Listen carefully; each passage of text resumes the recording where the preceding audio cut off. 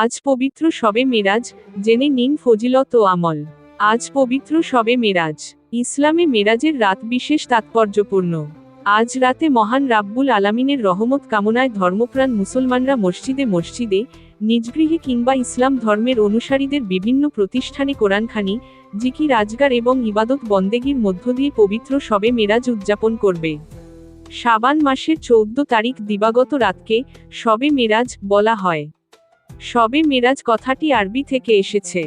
শবে মানে রাত, মেরাজ মানে ঊর্ধ্ব গমন। শবে মেরাজ অর্থ ঊর্ধ্ব গমনের রাত। ইসলাম ধর্মে শবে মেরাজের বিশেষ গুরুত্ব রয়েছে, কারণ এই মেরাজের মধ্য দিয়েই সালাত বা নামাজ মুসলমানদের জন্য ফরজ করা হয় এবং এ রাতেই প্রতিদিন 5 বার নামাজ আদায় করার বিধান নিয়ে আসেন প্রিয় নবী হজরত মুহাম্মদ রাসূলুল্লাহ এর জীবনের সবচেয়ে আলোড়ন সৃষ্টিকারী ঘটনা মেরাজ। সর্বকালের সর্বশ্রেষ্ঠ মহামানব ও রাসূল হজরত মুহাম্মদ ছাড়া অন্য কোনো নবী এই পরম সৌভাগ্য লাভ করতে পারেননি, আর এ কারণেই তিনি সর্বশ্রেষ্ঠ নবী। রাসূলুল্লাহ বলেছেন, রজব হলো আল্লাহর মাস, শাবান হলো আমার নবীজির মাস, রমজান হলো আমার উম্মতের মাস। তিরমিজি। যে ব্যক্তি রজব মাসে ইবাদত দ্বারা ক্ষেত চাষ দিল না এবং শাবান মাসে ইবাদতের মাধ্যমে ক্ষেত আগাছামুক্ত করল না, সে রমজান মাসে ইবাদতের ফসল তুলতে পারবে না। বাইহাকি। শবে মেরাজের গুরুত্ব ও ফজিলত। শবে মেরাজ উপলক্ষে বিশেষ কোনো আমলের কথা শরীয়তে উল্লেখ করা হয়নি। তারপরও এই রাতে ধর্মপ্রাণ মানুষ বিশেষ ইবাদত বন্দেগীতে লিপ্ত থাকতে পছন্দ করেন। বিশেষত এই রাতকে কেন্দ্র করে বিভিন্ন মসজিদে কিংবা বিভিন্ন সামাজিক সংগঠনের উদ্যোগে ওয়াজ ও দোয়ার মাহফিল অনুষ্ঠানের আয়োজন করার প্রথা বহুদিন যাবৎ চলে আসছে। অনেকে এই উপলক্ষে নফল রোজা রাখেন, তাসবিহ তাহলিল পাঠ করেন।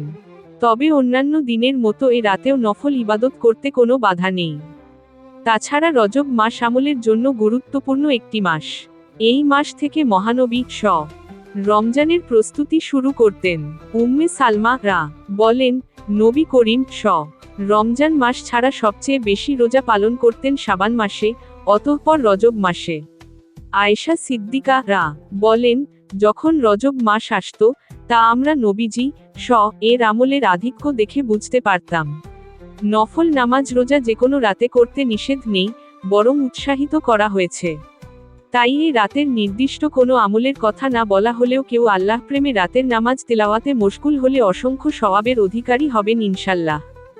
শবে মেরাজের নামাজ পড়ার নিয়ম। 2 রাকাতের নিয়তে কমপক্ষে 12 রাকাত নফল নামাজ আদায় করতে হয়।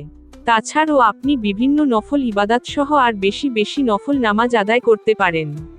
তবে মনে রাখবেন, এশার নামাজ আদায় করার সময় 3 রাকাত বিতির নামাজ আদায় করা যাবে না। এই 3 রাকাত নামাজ আদায় করবেন সকল নফল নামাজের পর।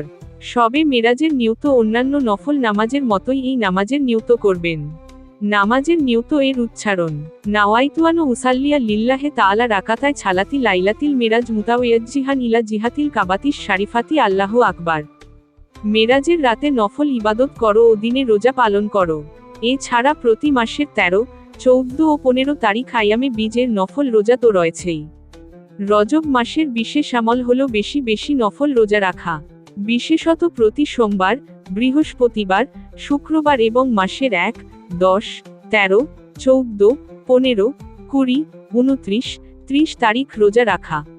অধিক হারে নফল নামাজ পড়া, বিশেষ করে তাহাজ্জুদ, ইশরাক, 400 দোহা, জাওয়াল, আওয়াবিন, তাহিয়াতুল ওজু, দুখুলুল মসজিদ ইত্যাদি আদায় করা।